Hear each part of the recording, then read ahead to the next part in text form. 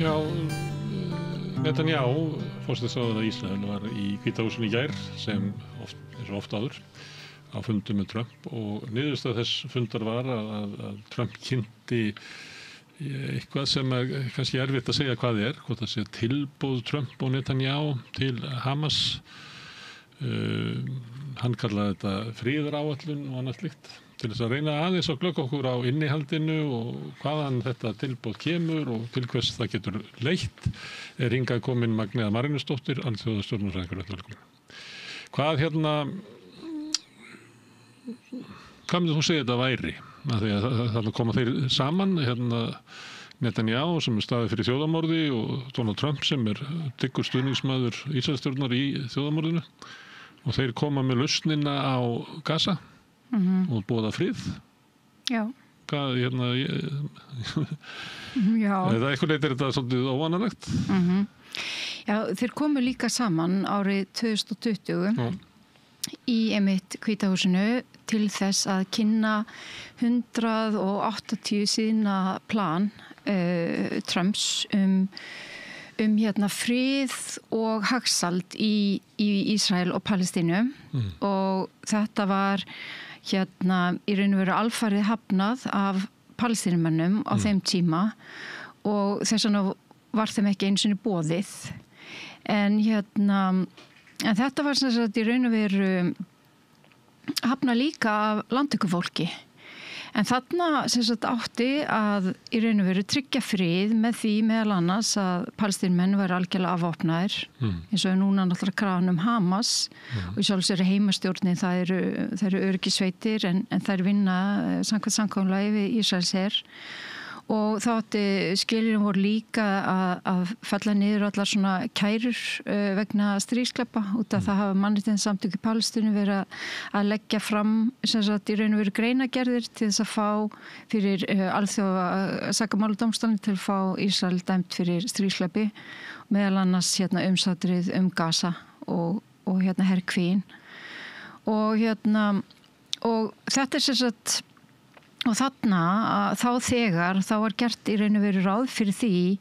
að Palestínumenn væru bara á svona ákveðnum svæðum sem á ensku heitir enclaves. Ég veit ekki alveg hvers konar íslenskt orð best yfir það en þetta svona afmörku svæði og þau varu í raun og veru umkringd Ísraels, ríki Ísraels og það var gert ráð fyrir að höfuðborg Palestínumanna væri ekki í Austur-Jerúsalem heldur yrði flutt svona útjaðir borgarinnar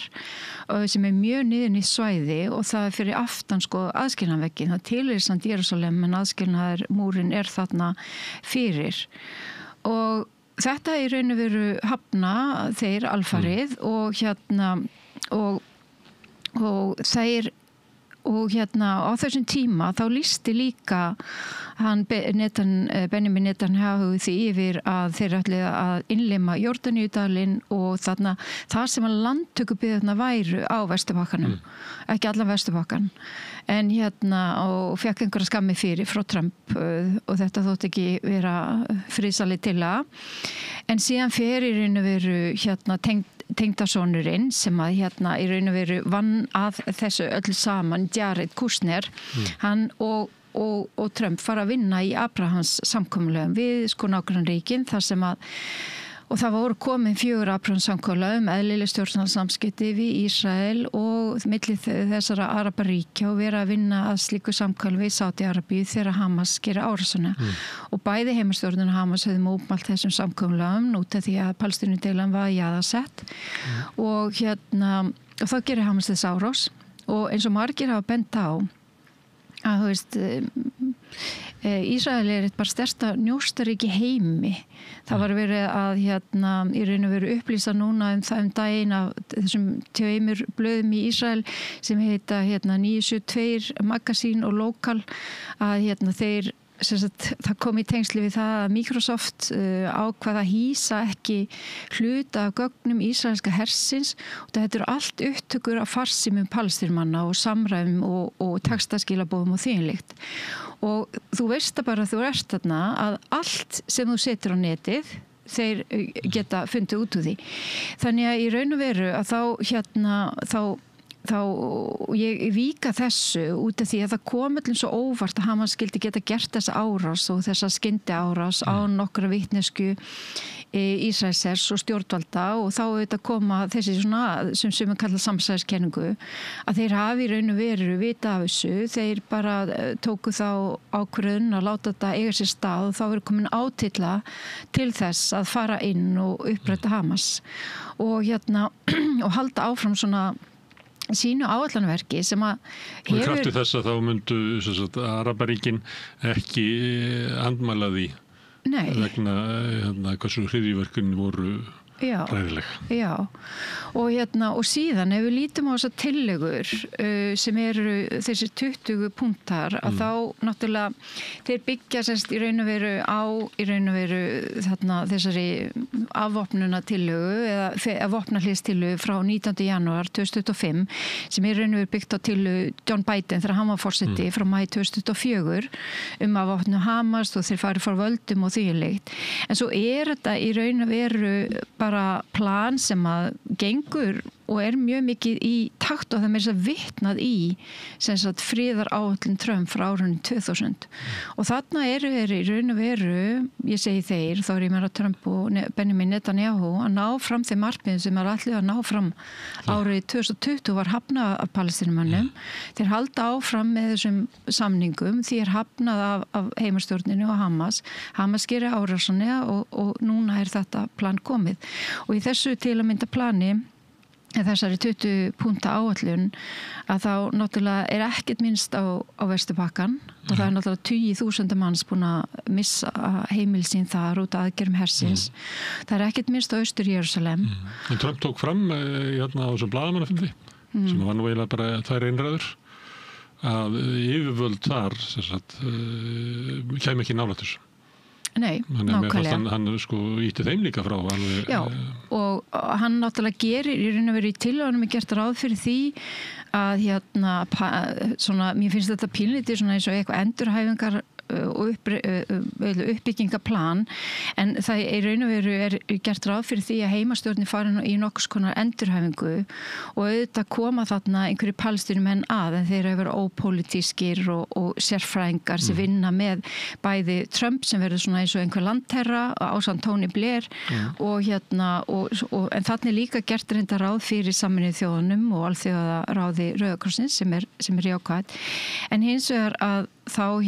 og vísaði í tillögur Sádi-Arabíu og Frakka sem voru lagða fram í júlí á fundinum sem var haldin af þeirra frumkvæði og samþykta svo af 142 ríkjum í Sameinuðu þjóðunum en það sem að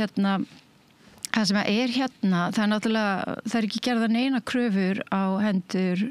ríkisstjórn Benjamin Netanyahus bara herinn fari af svæðinu að uppfylltum tilteknum skilyrðum. Nákvæmlega, en ekki að þessi stríðsglæða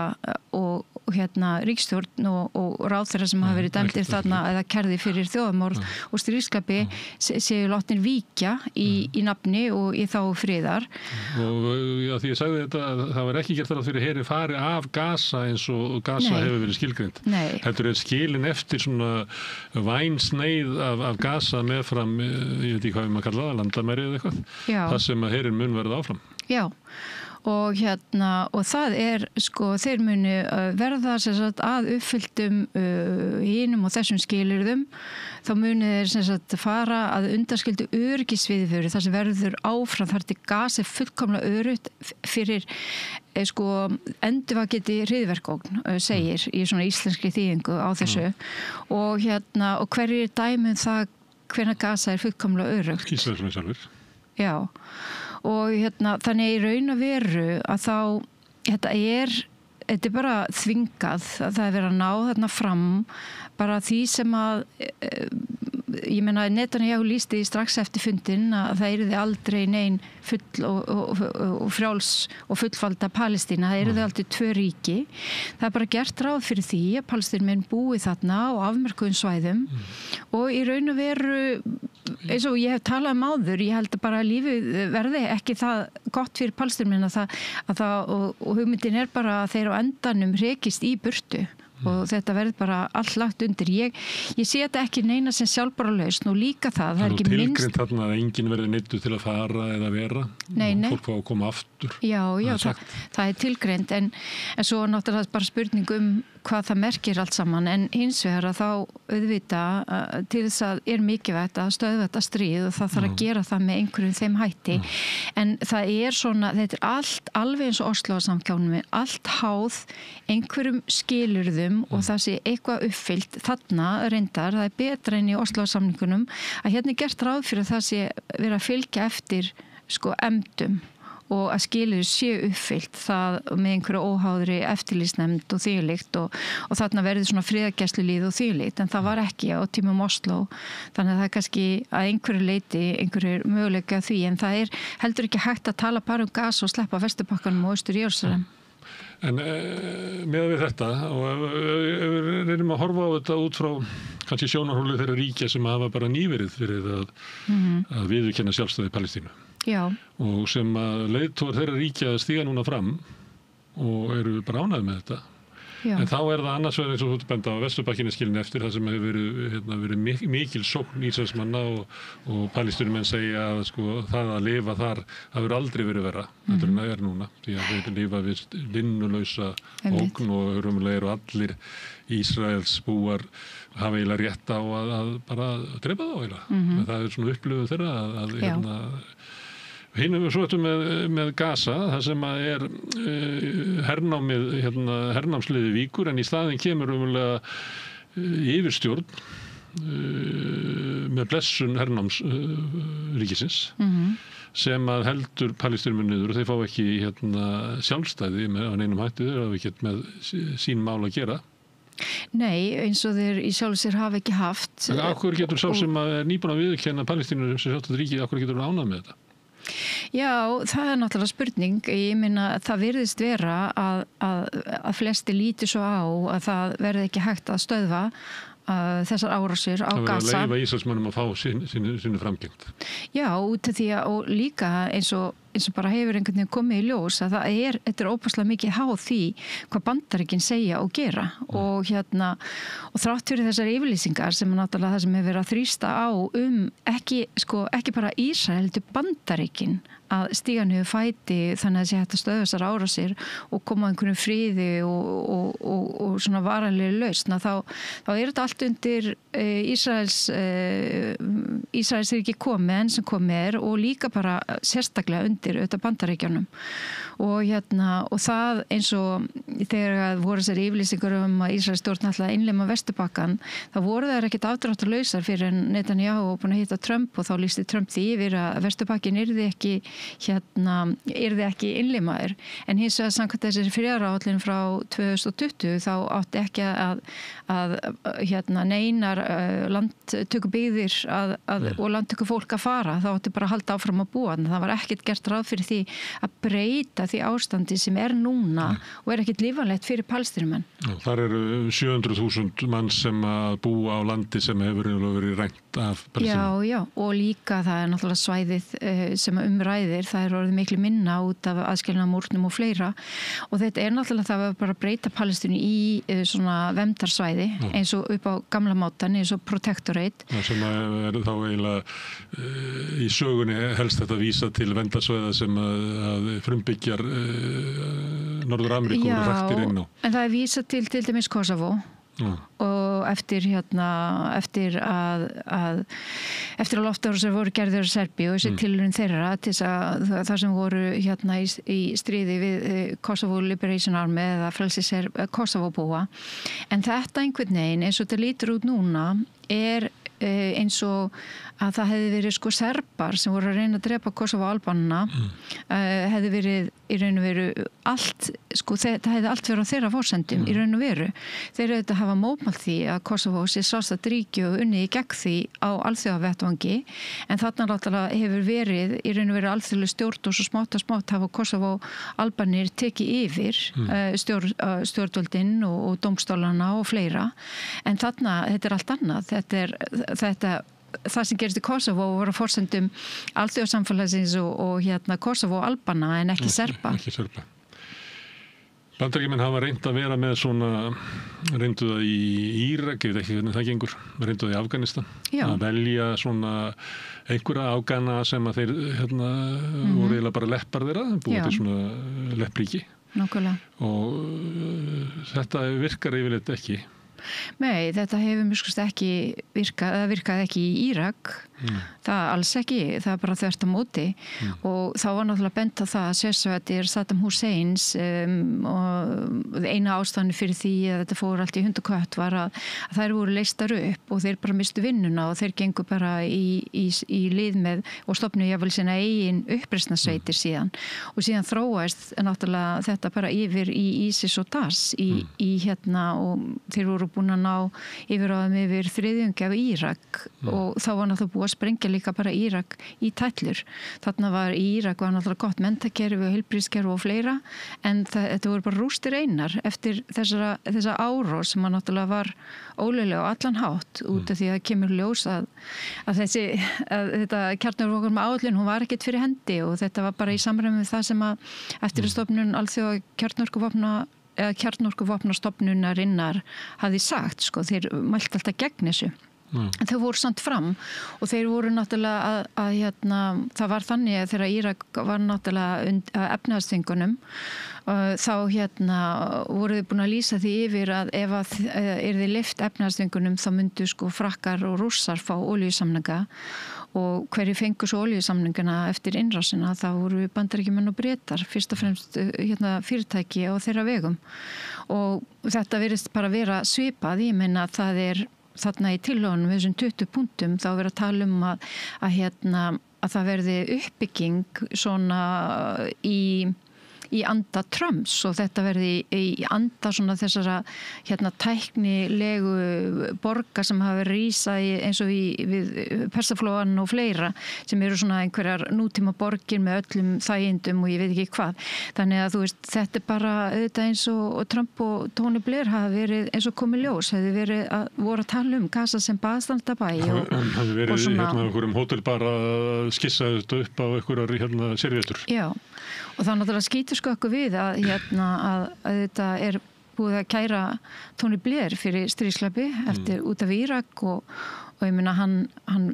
eftir því sem ég best veit þá fer hann ekki til Spánar myrskasti út, hann getur bara áttætti á því að vera handtekinn en hann er þarna fremstur í flokki með sína Tony Blair Institute eins og heitir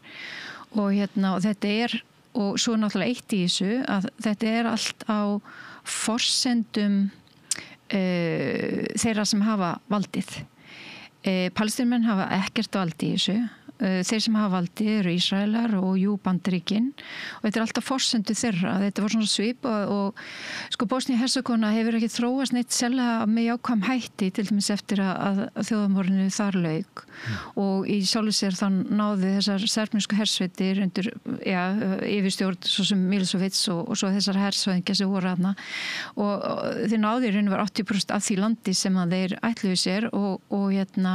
þar var stofnað lýðveldi Serba og það er búin að vera endalaust tókstreita alveg síðan þá en Dayton-samningarnir voru allir gerðir á forsendum stríðsherrana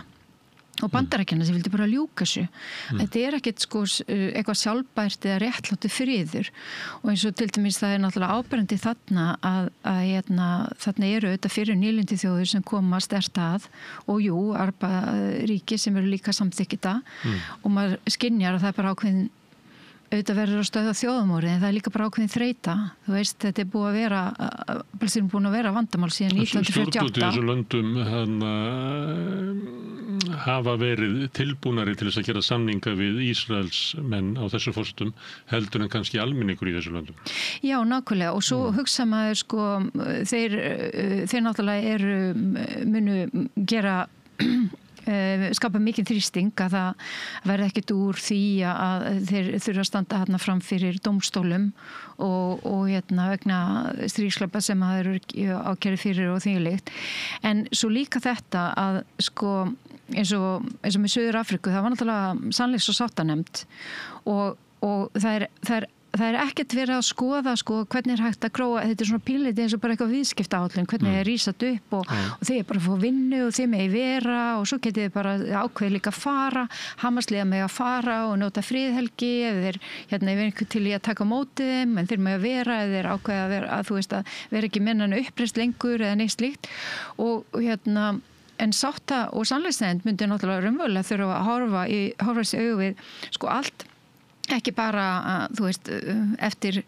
seinni heimsstyrjöldina heldur bara alveg til 1917 og þú veist og Bretar sín nýlenduveldi horfast augu við sinn nýlendu arf og líka auðvitað öll afskipti síðan að deilinni. En við erum ekki þar og það er náttúrulega engin tilbúin til þess að gera það þannig að þetta verður bara alltaf forsendu þeirra sem hafa völdin og palestínmenn hafa minnst völd og þeir hafa aldrei haft einustu völd þarna í raun og veru. Þeir hafa gripið til þessu vopn sem þeir hafa, sem er uppreist, vopni uppreist og reynt að semja og reynt að nýta sér alþjóðalögin en þeir hafa ekki náð meiri árangur en þetta. En þetta er samkomulag sem að þeir sjóða saman félagarnir og síðan fyrir Trump og hendir svona, ég veit ekki hvað þetta segja það, hendir svona beini hinn og þessa til þess að fá það samþykkja. Þeir voru nú að senda einhverja menn til Íran og eitthvað fleira þannig að ýmsir fá eitthvað einhverju fengu afsökunarbeiðni frá Netanyahu og það til þess að búa til og líklega eru stjórnvöld í þessum löndum sem að telja að það sé hætta á að ástandið á Gaza magnist upp og verði ófriður í þessum heimshluta og hlutur okkar er bara að stöðva morðin. Við erum að stöðva morðin og að reyna að sætta sig kannski við þessa lausn. Sama má kannski segja ríkisstjórnir í Evrópu sem að margir leiðtogar hafa stigið fram og lýst yfir ánægju með þessu, meðal annars Spáni og fleira sem hafa verið harðastir í því að styðja palestínumenn þó að kannski flokkurinn sem er til vinstri í þeirri ríkisstjórn að þau eru ekki sátt við þetta þannig að það er svona að maður búast við að verði deilt þetta víða gagnvart palestínumönnum að kannski er það þannig að einhverjir yfirmenn í Hamas metið að svona við verðum bara að stöðva morðin og við verðum að sætta okkur við þetta og svo kannski getum við unnið út úr þessu seinna en það er náttúrulega enga líkur á því að palestíska þjóðin eins og hún leggir sig sætti sig við þetta sem niðurstöðu á áratuga sjálfstæðisbaráttu. Það er bara engin og þannig að sömuleyti það sem að maður svo skrítið að lesa þetta og hlusta svo á þá tvo félaga að þetta hljómaði bara eitthvað ákvæðir í að horfa þetta er bara eitthvað svona furðuleg óskryggja bara. Já. Þetta er bara eins og þetta sé bara ekki með neinum tengslu raunveruleikann í þessi menn. Nei. Og eins og segi þetta felur í sér eins og segi eins og bara kemur þarna fram og senda heimilsstjórnina nánast í einhverja endurhæfingu og þeir bara haldi sig fjarri öllu og þetta er eins og segi alltaf á forsendum þeirra sem hafa valdsins þannig að sko maður sér ekki að þetta sé eitthvað sjálfbært eða eitthvað sem að geti skilað sér einhverju en eins og segi ef þetta sko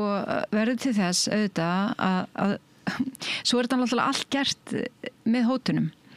það er bara hótað ef þeirra Ísraelar samþykkita 72 seinna ef Hamas er ekki búin að samþykkita þá kláruð aðstoð við Ísraels ríkisstjórn Benjamin Netanyahu við að klára að uppræta Hamas. Þetta er bara þetta er bara svona afakostir. Og það að uppræta Hamas er eiginlega algjörlega innihaldslust tal. Það er eiginlega bara að útrýma eða halda áfram með þjóðarmorðið. Já, eins og þeir hafa gert rúmlega 80% af þeim sem hafa verið drepnir eru almennu borgarar. Þeir munu halda áfram að svelta fólk þeir munu halda áfram að brjóta niður alla innvið þannig að verða farsóttir þarna þeir munu bara drepa þetta fólk beita mannúðaraðstoð sem vopni og þetta er allt á skjön við alþjóðalög en þetta er náttúrulega við erum að eiga við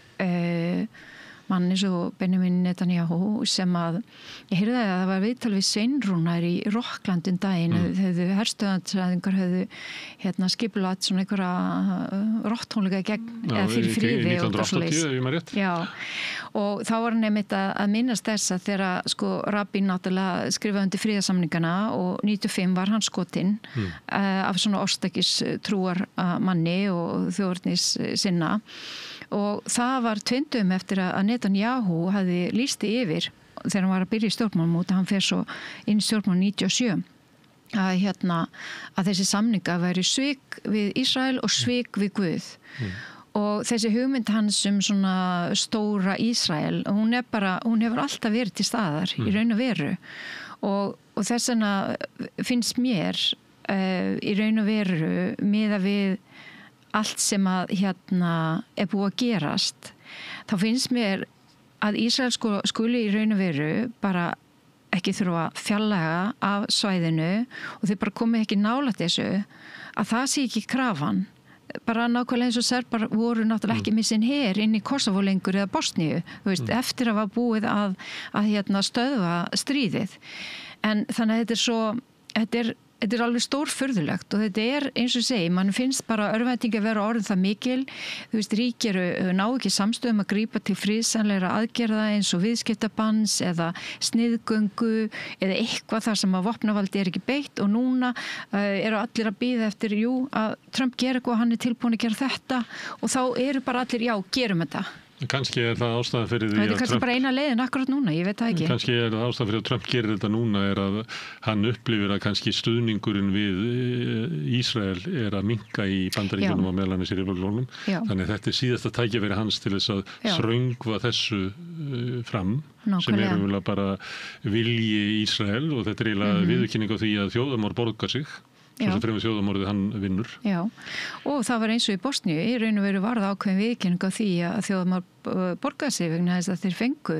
fengu að stofna lýðveldi Serba á 80% af landinu sem var þá Bosníu-Hersegóvína. Þannig að það hefur líka í sjálfu sér var líka ákveðin bara, vísbending að það borgaði sig. Já, sem kannski uppgjöf fyrir að tala svona hard power og soft power, það ekkert soft power til, hann bara til hard power og svo sem að beitir hervaldi og nær þeim árangri sem að ísraelski herinn hefur náð á Gaza, hann sigurverinn. Já, akkurat. Og með stuðningi Bandaríkjanna. Það getur vel verið að heimurinn sé svoleiðis. En það sem kemur manni svolítið óvart eru viðbrögðin við þessu, meðal annars var okkar utanríkisráðherra fannst bara að vera ágætisplan. Já, eins og segi, fyrir þeim sem að finnst þetta vera ágætisplan, þá hlýtur þetta vera það að þetta stöðvi þá þjóðamorðið. Og svo það hægt að finna eitthvað út úr í framtíðin að gera eitthvað. Nákvæmlega gera eitthvað annað og líka það að núna þegar rannsóknarnefndin í málefnum hermundasvæðin og Palestínu og Ísrael kemst að þessi niðurstöðu með samanburði á þjóðamorðin í Bosníu og þetta uppfyllti 4 af 5 skilyrðum þjóðamorðs. Ég meina hver skylda ríkja þegar að kemur á þjóðamorði, það eru þetta grípa til aðgera. Það hefur ekki fyrir gert með einum markvissum hætti eða neitt slíkt og þá náttúrulega í raun og veru stuðningu við þetta plan sem að vera þá kannski mörg ríki myndi þá mögulega líta á bara sem þá fyrsta skrefið að einhverju og það veri mögulega hægt að ræða síðan málið og koma hlutunum í einhvern þann farveg sem stiði þá tveggjaríka lausnina sem að Netanyahu búin að lýsa yfir að mun aldrei eiga sér stað og vonandi náttúrulega og það mjög mikil forsenda friðar, það náttúrulega þessi ríkisstjórn Ísrael færi frá og hann búin að vera við völd nánast í 20 ár og auðvitað ásakaður og kærði fyrir margvíslega hluti og alltaf verið að ræða það í fjölmiðlum í Ísrael hvernig hann reynir alltaf framleika eigið pólitíska líf með öllu því sem hann gerir, sérstaklega ekki síst í málefnum Palestínu. Þannig að það getur verið að verði svona breytta forsendur á einhverjum tímapunkti, sérstaklega að vera stjórnarskipti í Ísrael og þá mögulega minnskosti hægt að skoða hvernig hægt þá að taka höndum saman og beita þá auðvitað sérstaklega líka bara þá nýja ríkisstjórn og Bandaríkin stuðningum það að þarna verði 2 ríki hlið við hlið og auðvitað hafa margir bent á það eins og bara meðal annars Palestínumenn að það eigi að vera 1 ríki þar sem að kristni múslimar og gyðingar séu jafnréttháir og þessi 2 ríkja laus í raun og veru bara dauð og dauði bókstafur og það getur svo sem vel verið en maður sér ekki alveg fyrir sér að það miskusti sé hægt að gera það bara núna eftir allar þessar hörmungar. En hvernig á að koma á tveggja ríkja lausn, það líka allt annað og ef maður lítur bara eins og ég var að líta til hvað stóð út af þegar að Osloarsamningurinn var gerður og það deilur Austur-Jerúsalem og sem samkvæmt friðarplani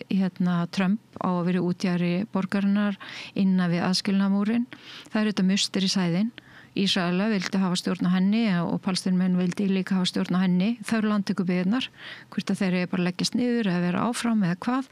Og svo það flóttafólki og réttur palestínska flóttafólks. Ég meina, Ísraelar eru með þarna lög sem að heita á ensku law of return. Það eru allir gyðingar, þeir geta komið og tekið sér búsitt í Ísrael og orðið ísraelskir ríksborgarar út af því að þetta landi þeirra og svo var það líka stjórn á lofthelgi og landamærum og eitt af því sem að Ísraelar heimtuðu á þeim tíma væri að þeir getu verið með hefðu aðgangu allri lofthelginni í þessu nýja ríki Palestínumanna og svo náttúrulega þessi landsvæði sem stóðu út af og það var einhvern veginn þegar að þeir hittust þarna Camp David, Barak og Arafat og með Clinton að þá í raun og veru hélt Clinton því frambil Clinton að þetta væri að þeir hefðu boðið Yasser Arafat bara friðinn á silfurfati og hann hefði hafnaði bara út einhverju 4% landsvæði en það skiptir alls svo miklu máli hvaða landsvæði vera að tala og það var Austur-Jerúsalem, það vatnsauðlindir sem eru þarna á staðnum og það mjög mikið að það sá hluti Vesturbakkans og það skiptist A, B og C og Ísrael hefur algjörlega fulla stjórn á C-hlutanum sem 60% Vesturbakkanum, það eru allar náttúruauðlindirnar, vatnið og þeir hafa og svo svona hálfgert einskismarsland þar sem með svona hæð, þar sem með mikið útsinni við Tel Aviv og Jerúsalem og svo það líka þetta að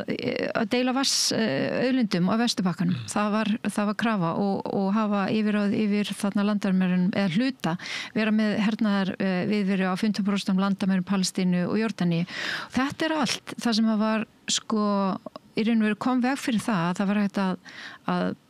stofna bara ríki Palestínu þarna árið 2000 og það var margt annað sem auðvitað gróf undan þessu friðarsamkomulagi alveg frá því að þetta gekk í gildi þarna þessi 93 og byrjaði í raun og veru 95 að uppfylla skilin. Það var enginn sem hafði eftirlit með þessu að það verið uppfyllta skilin. Það var bara haldið áfram að byggja landtökubyggðir. Hamas kom þá líka til sögunar og í raun og veru hóf sína fyrsta árið sér áður en að undirritunum samningarna var. En í raun og veru frelsishreyfing Palestínumanna ákvaða að afvopnast og samþykti það og gerði það í raun og veru 87 og lýsti svo einhliða yfir stofnun ríkis Palestínu. En þeir í raun og veru afvopnuðust á fölsku forsendum þegar upp staðið og heimastjórnin að Palestínu hún bara nákvæmlega ræður engu og öryggis sveitirna þeirra palestínsku eru bara í samvinnu með Ísraelser alls konar hluti og það ekkert endilega til þess að vera í eitthvað Palestínumenn, ég menna þeir eru bara algjörlega berskjaldaðir gagnvart bæði ísraelska hernum og eins og flestir ef ekki allir vita og auðvitað landtökufólkinu sem allt vopnað. Þannig að í raun og veru að þeir alltaf var að tala Hamas sem hryðjuverkasveit og þvílíkt, þeir aðhyllast auðvitað svona meira politikal islam, ég meina þetta var ekki trúarleg hreyfing, frelsishreyfing Palestínumanna, en þetta náttúrulega andspyrnuhreyfing og þetta eina andspyrna sem eftir og hvað sem önnum finnst Hamas og þeirra hugmyndafræði og hvað þá stjórnarhætti að þá þetta eina andspyrnan sem eftir Og andspyrna í svona löndum finnur oft farveg í kirkju eða í trúabrögðum eins og í Íran eða í Pólandi undir Sovjet og það bara mörg dæmi og ekkert sérstakt raunverulega við það. En þannig að þú til að segja að þetta eiginlega lakara heldur en Oslo-samningurinn, vantar það ekkert adressa því sem það stóð út af? Nei, í raun og veru og þetta friðarplan Trump sem hann að leggja til, auðvitað hann minnist ekkert á Vesturbakkann en í þessu plani hans frá 2020 að það gera bara ráð fyrir því að allt verði bara eins og það verði allir þessi landtökubyggðir, ég menna 700.000 mann sem eru landtökufólki á Vesturbakkanum og Austur-Jerúsalem og hann gerir ekki ráð fyrir að Palestínumenn eigi að Austur-Jerúsalem sé höfuðborg þeirra, hún sé í útjaðri og innan við aðskilumúrin. Hann gerir ekki ráð fyrir því, það ekki gert ráð fyrir að aðskilumúrin sé fjarlægur. Þannig að þú veist, þetta vita þetta palestínumenn. Þess vegna eru það andmælsút, þeir taka ekki þátt í þessu, en þetta kannski veit ekki allir og mér finnst þetta bara mjög undirliggjandi í þessu plani. En ég skil ef þetta er orðið aðalmáli þetta að stöðva þessi morð og hungursneiðina og allt það sem er afleitt af því, sjúkdóma og koma upp hreinu vatni og því líkt og en að fólk þurfa að borga þetta sé verði sem að palestínumenn þurfa að borga. Þetta er ekki besta framtíðaplan fyrir þá, bara þvert á móti. Það eru ríki heims eru að styðja það og náttúrulega mikil meirihluti ríki heims hefur viðurkennt ríki palestínumanna en hins vegar talað það þarna í þessu punktum, ég held að það sé bara mjög aftarlega að það gætu skapast skilyrði til þess að búa til ríki palestínumanna. Þannig þetta er eiginlega tillagan svo langt frá því sem að flest ríki heims láta sem að sé þeirra stefna Nákvæmlega. Með því að samþykja það, þá ertu umverulega að draga tilbaka samþykkið þitt Palestínu. Já, og í raun og veru að þá hvað, eins og ég hef nú bent á áður, þú veist, það voru 87 ríki sem viðurkenndu Palestínu árið 1988, því var mótmælt af Ísrael, að ríki Palestínu væri stofnað og af Vestur-Evrópuríkjum, bara flestum ef ekki öllum og af Bandaríkjunum. Og það er ekki fyrir en Ísland viðurkennir Palestínu og fullveldi Palestínu 2011 og það er fyrsta Vestur-Evrópuríki til að gera það. Og Svía kom svo eftir 2014 og sem var alltaf áberandi fannst mér með Svíanátt að þá var ég að vinna í Palestínu og vann fyrir samtök og var mikið að hitta Svía, var að þeir tvöföldu bara framlag sitt til þróunamála og svona mannúðamála en þeir breyttu ekkert orðræðinu í kringum Palestínu. Hún varð ekkert svona hún breyttist í raun og veru ekki og þeir voru held ég bara meira og minna að fylgja Evrópusambandinu þegar að koma orðræðinu og yfirlýsingum þvílíkt. Þannig að þetta náði ekkert alla leið og þetta er alveg rétt hjá þér. Þetta er það er engin trygging fyrir Palestínumenn eitt eða neitt í þessu og þetta er allt háð einhverjum skilyrðum sem eru mjög óljós og hverjir eiga svo að ákveða það hvort þú uppfyllt í skilyrðinu eða ekki, þú veist. Þannig að það kemur þeir eru líka það sem ég var svo áhugavert að það var að vera viðræði milli allra trúarhópa við og gildum umbörlindis og friðsalega sambúar til að reyna að breyta hugsunarhætti og frásögnum narratífs palestínumanna og þeir alltaf segja að þeir og Ísraelsmanna það er alltaf mikið hatursorðað oft eftir svona löng átök og leggja áherslu á ávinning sem fyrir getur haft í för með sér. Þetta er svo sem alveg fínt en það var eins og einn vinur minn var að benda á, ég meina hvað með hugmyndafræði síónista. Ég meina þegar að eftir seinni heimsstyrjöldar helförina þá var þetta bara hugmyndafræði nasisma bara ekkert, hún var bara ekkert heimil lengur, það var ekkert heimilt að bjóða sig fram í nafni hugmyndafræði nasista en hvað þá með síónista þú veist, er út af því að landtökufólki þetta er samkomulag sem er sniðið að síónistum og út af landtökufólki þannig að þú getur ekki verið að óska eftir því að það sé andstæði síónisma í þessu plaggi og ég veit ekki hvort fólk veit en ég meina landtökufólki sem kemur allstaðar að úr heiminum það fær það er efnahagslegur hvati til að koma og þú færð íbúð fullt búna og það er rafmagn og hiti og það er öryggisgirðing í kring og gæsla og allt hvaðina og þetta eru allt opinber útboð af vegum ísraelska stjórnvalda og þarna hafa ýmis fyrirtæki og meira þess að alþjóðlega líka tekið þátt í útboðum að byggja húsinn og leggja rafveituna og vatnslagnirnar og hliðin og allt hvaðina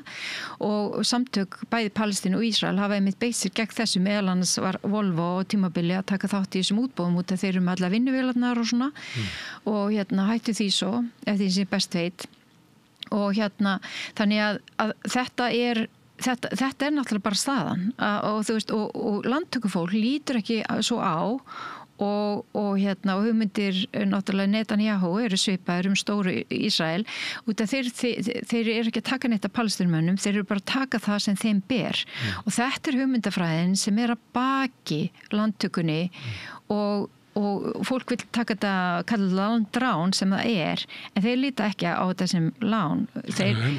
eru endurheimta landið sem að þeir eiga og engin annar en þeir. Og það allt annað að vera gyðingdómur og síonismi náttúrulega bara tvennt ólíkt í raun og veru og þannig að og í þessu þá mætti nú alveg bara fara að í raun og veru gera kröfu það að sína sig sem hugmyndafræði bara sé ekki boði. Það sé ekki boði út af því að þetta svona ethno-governance hugmyndafræði, einni öðrum æðri og það allt réttlætt út frá því og ég meina Palestínumenn eru búin að búa við þetta. Það innbyggt inn í hann svona aðskiljaða stefna innan Ísrael en það líka bundið inn í það þess að getur maður sagt þess að það ekki hægt að viðurkenna Ísraels ríki en að Ísraelsmenn ekki með föst landamæri. Þeir líta svo á að þeim það sé innbyggt eiginlega í þeirra tilveru að víkka út landamæri sín. Þannig að það eiginlega ómögulegt fyrir ríki að viðurkenna Ísrael. Það svo verið að ætla bara að viðurkenna ríki sem eru með útfærslustefnu og ætla sér bara að fara og hafa það sem stefnu að það megi ekki vera fleiri en kannski, ég veit ekki hvað það planið 20% af þeim sem eru innan Ísrael megi að vera arabar en þess vegna þurfum við að þegar við vinnum land eins og Vesturbakkan þá þurfum við bara að hrekja fólk í burtu og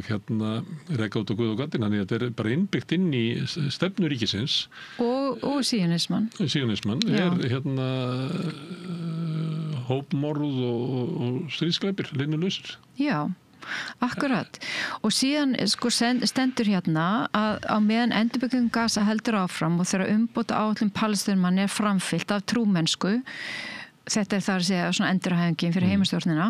gætu skilyrðin loksins orðið til staðar fyrir trúverðuga leið að sjálfsákvörðunarrétti og ríki Palestínumanna sem við viðurkennum sem markmið palestínsku þjóðarinnar.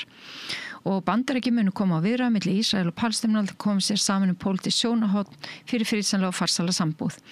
Og þarna aftur náttúrulega líka alltaf verið að stilla upp ríki sem hernámsríki og Palestínumenn sem eru hernumdir sem einhverjum jafningum og í raun og veru Ísrael sem viðurkennt ríki og Palestínu sem ekki einu sinni viðurkennt ríki. Ég meina það ekki, það ekki búið að fá þessa alþjóðlegu viðurkenningu sem ríki þó að mörg, þó að séu eitthvað 150 kannski ríki heims sem eru núna búin að viðurkenna þá. Og þannig að, og ég veit ekki, hefur auðvitað viðurkenning ríki eins og Ástralíu og Kanada og ekki síst Bretlands eitthvað vægi, en á sama tíma það hugsa maður auðvitað eins og mjög margir og segir það bara upp á, þetta ekki aðeins of seint og of lítið, ég menna. Og líka kannski merkingalust, því að ríkin hægða sér með nákvæmlega sama hætti og meðan annars eru mjög ánægð með þetta plan. Já, og þetta bara einhver friðþæging út af því að almenningur og allstæðir í öllum þessum löndum eru þetta búin að vera að mótmæla. Stjórnmálamenn eru bara í einhverju öðrum veruleika má segja og þetta náttúrulega hefur líka bara undirstrikað í raun og veru hversu það svona nánast óhugulegt hvað Bandaríkin eru með mikið völd og hvað margir eru háðið þeim og út af því að það voru þetta Bandaríkin sem stöðuði þjóðumar í Bosníu og tilraun til þess í Kosovo en þarna eru þeir náttúrulega eiginlega beggja megna borsins þeir selja vopnin og styðja Ísrael og þeir eru líka að reyna að stilla til friðar og fá Palestínumenn til að samþykja eitthvað sem að þeir vil ekki samþykja út af því að það sjá allir að þetta ekkit björt framtíð fyrir Palestínumenn. En þeir birta myndir af hvernig Gaza getur litið út í framtíðinni, Gazaborg og verður með svona lestir og fleira sem ekki einu sinni í Bandaríkjunum og þeir stilla þessu upp og þetta svolítið svona ef þú fellar fram á tilboðum þá ferðu þetta. Já. Þetta tilboð sem þeir hafa verið með í Afganistan og Írak og mjög víða og það aldrei gengið upp og það sem að minnst eiginlega mest sláandi að þannig var verið að kynna einhverja lausn sem á sig bara eiginlega enga stoð. Það getur hvernig fundið í sögunni að eitthvað svona fyrirbrigði gangi upp. Þannig að þetta er bara einhver óskhyggja kannski þetta tengdasonurinn og Trump sem að skoða einhverja svona myndir og ég meina auðvitað sjáðu þessar myndir segja fasteignakallanir heldur að Palestínumenn vil ekki þetta frekar ef að sýna mynd hvernig Gaza lítur út núna hvort viltu? Svo þetta líka svo kaldlynt Þú veist, það allt í rúst. Það búið að sko sprengja upp bara 70% af öllu húsnæði og fólk búið að missa heimili sín og svo verið að sýna þeim einhver svona glæsimyndir af einhverjum glæsilum húsnæði í hérna borginni þeirra Gaza sem búið að sprengja í tætlur og bara sjáu þið. Þetta getið þið fengið. Þetta bara, sko, mann finnst þetta bara ósmekklegt og þetta svo kaldranalegt og þetta svo kalt og þetta svo algjörlega sneitt öllri mannúð bara og einhverjum tilfinningum, ég veit það ekki. Það bara byggt á líka bara einhver læsi á því hvernig fólk Mér finnst þetta bara hluti af afmennskunni sem í gangi. Þess vegna kannski, sko, maður getur kannski ekki kvartað yfir því að Trump og Netanyahu komist þessar niðurstöðu. En ég var svolítið hissa hversu fljótt allir stukku til og fögnuðu þessu. Því að mér finnst þetta að vera viðurkenning á þjóðamorðinu. Það sá sem að fremur þjóðamorð, hann á að vinna.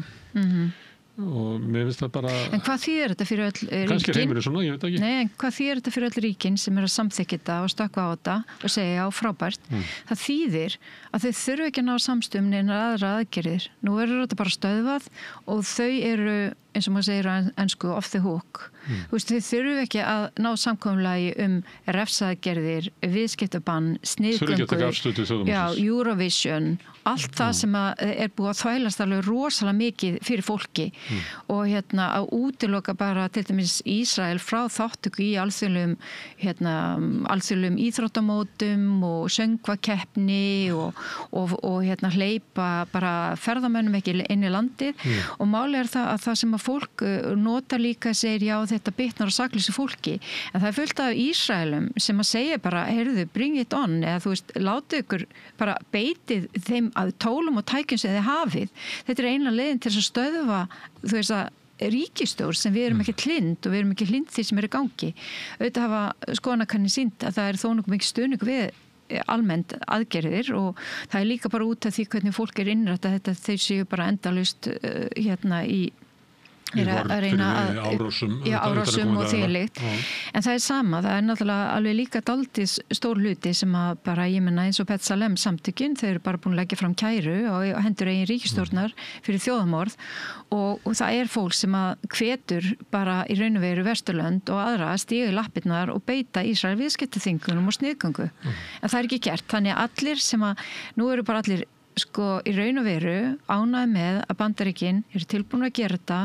þá þurfa þeir í raun og veru ekki að gera þetta að gera annað en að styðja þá með einhverjum hætti það sem í gangi fjárhagslega eða koma með einhverjum hætti að þessu og þá og auðvitað vilja allir stöðva morðin þú veist það bara þannig ég menna utanríkisráðherra Íslands bara hún var klökk þegar hún flutti ræðu á allsherjarþinginu og fólki finnst þetta auðvitað óásættanlegt og þetta leiðin án þess að aðrir þurfa að gera mikið annað heldur en bara samþykja planið en þarna hafa þeir tveir eru þeir að ná sínum markmiðum Netanyahu og Trump og á bakvið þetta svona business plan þetta nú svona það í Keldnalandið, ríkið ætlar að nota Keldnalandið undir það að fjármagna borgarlínu. Þetta svona verkefni. Það var að nota land þarna sem á að selja einhverjum ríkum göllum sem að koma þá einhverju peningar og þá sé hægt að aðstóða við einhverju uppbyggingu. Þannig að þetta svona businessplan líka. Já, einmitt. Sem það hefur verið að reka ríki eins og bara einhver fyrirtæki. Já, og það það sem að manni finnst mjög hvað maður segja, hvað orða maður nota svona óþægilegt lýsir því ekki nógu vel en það bara það eitthvað mjög kaldranlegt við þetta allt saman og það einhvers skortur á virðingu fyrir palestínumönnum augljóslega í þessu öllu saman. Þú nefndir svona mismunandi sjónarmið innan Ísrael og stundum endurspeglast þau inn í blaðinu Haaretz og þeir voru með í dag. Já. Sömuleyti, af því að það allir horfa á þetta og það allir einhvern veginn fá sitt út úr þessu og þeir sögðu þetta gæti leitt til þess að ef þetta verður niðurstaðan að þá sé raunverulega ekki stætta á öðru heldur en að hafa kosningar fljótlega því það ekki hægt að hafa kosningar á meðan að átökin eru og þar sem að þau eru að vonast til að þá bara í aðdraganda þeirra kosninga muni kannski snúast eitthvað annað en þetta og þá sé þetta að vera að kjósa spillingu Netanyahu og eitthvað fleira sem þá svona kröfur venjulegra manna í Ísrael hvernig samfélagi að vera. og maður sá það strax að þarna var komið svona von. Já, og komin frá völdum. Og þarna var enn einn hópurinn sem til í að bara fórna hérna palestínumönnum og þeirra hagsmunum. Já. Alveg eins og stjórnvöld í Arabalöndunum eins og Evrópuþjóðirnar, eða ekki Evrópuþjóðirnar, heldur leiðtogar stjórnmálastéttin í Evrópu. Endurheimta bara eðlilega lífið sitt, sem samkvæmt minni reynslu, þú getur búið í svona algerri búblu og það var mjög merkileg upplifun einu sinni þegar það var í aðdraganda loftarásana eða fyrst kom auðvitað Hamas og svo voru loftarásir, en það alltaf sama munstri, það er nefnilega út af því að fólk kannski átti sig ekki að því en fólk alveg síðan að Fatah og Hamas tókust á þarna eftir kosningarna 2006 og Hamas tók völdin á Gaza og heimastjórnin var á Vesturbakkanum. Það reynt að ná samkomulagi og svona einhverju einingu og stemt að því að halda þá kosningar aftur og hvert einasta skipti sem að eitthvað slíkt var í burðarliðnum þá ég ætla bara að segja það, þá kom friðarspillirinn Benjamin Netanyahu og það voru fyrst alltaf svona einhver augranir á Vesturbakkan, eitthvað sem gerist þar, síðan fór þetta yfir í Austur-Jerúsalem og eitthvað gerist á Mustersæðinni og þá skaut Hamas flaug út að það var óásættanlegt, hún náði bara rétt yfir landamærin, maður heyrði allt eskalón í fréttum og þvílíkt út af því að það þorp eða bær sem þarna rétt hjá og síðan gerði Ísraelsir árásir á Gaza og þær hafa alltaf stigmagnast og orðið verri og líka skotmörkin hafa mjög mikið breyst. 2008-2009 voru þau meira hernaðleg, svo verða þau meira mæli borgarleg 2014 og svo náttúrulega kemur 2001 og svo 2023 og þetta náttúrulega mislangt en 2014 þá voru þetta mjög alvarlegar árásir sem voru gerðar. Og þá fær maður öryggisskilaboð í síman og þau koma frá Sameinuðu þjóðunum og maður fær kannski svona 40 skilaboð í síman og svo fór maður fór til Ísrael, maður fór til Tel Aviv og Jaffa og var líka að hitta fólk þar og einu sinni þá einmitt var ég í Tel Aviv og það er bara gott veður, allir að labba með hundarinn sína að drekka bjór á ströndinni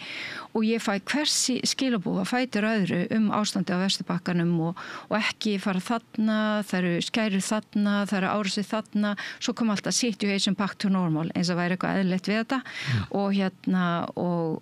og þetta gerðist og fólk var bara að spóka sig og hafði enga hugmynd hvað var að gerast. Það Vesturbakkan náttúrulega algjörlega lokaður fyrir Ísraelsmönnum, það eru stór skilti og það bara varða við lög og stranglega banna að fara inn en auðvitað hermennindin sem fara þarna, þeir sjá þetta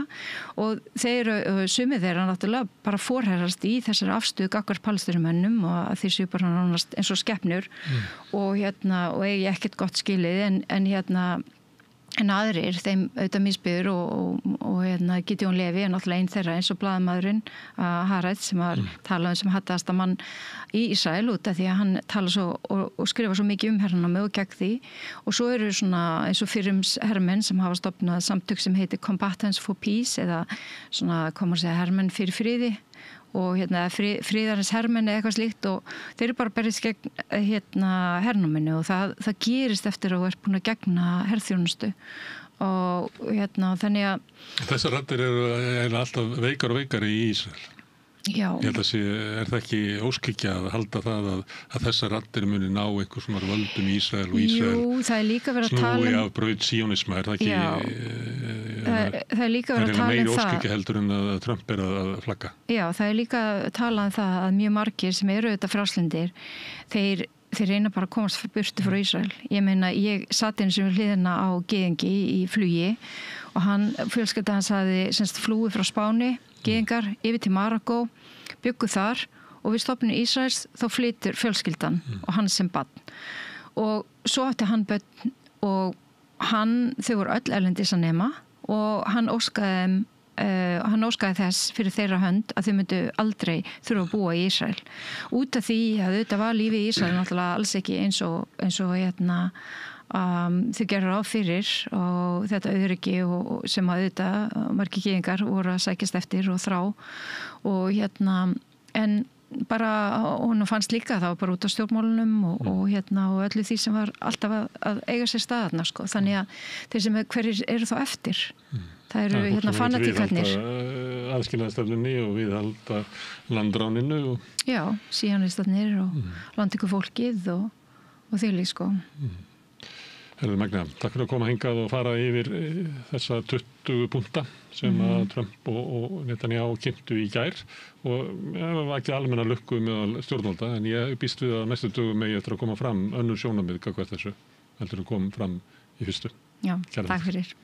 En við ætlum að sitja hérna áfram við rauðaborðið, við erum alltaf reyna að skilja hann heim sem við lifum í, næsti kafli eftir augnablik. Kennarar eru þrefalt líklegri en ófaglærðir til að halda áfram í kennslu.